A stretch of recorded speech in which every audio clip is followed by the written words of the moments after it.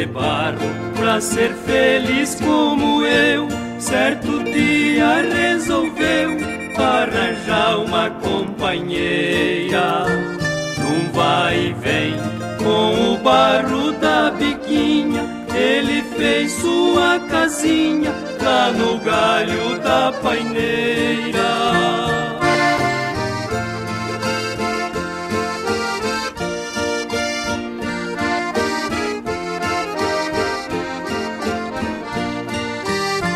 Todas as manhãs o pedreiro da floresta cantava fazendo festa pra aquela que tanto amava.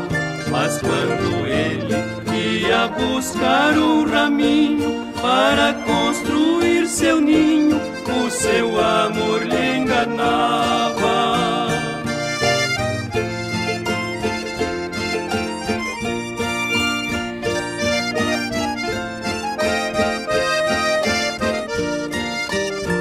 Mas nesse mundo o mal feito é descoberto. João de Barro viu de perto sua esperança perdida. Cego de dor, fechou a porta da morada, deixando lá sua amada presa pro resto da vida.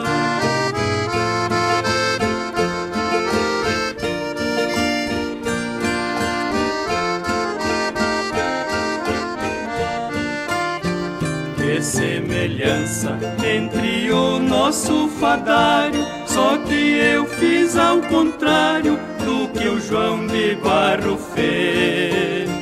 Nosso Senhor me deu calma nessa hora, a ingrata eu pus pra fora, pra onde anda eu não sei.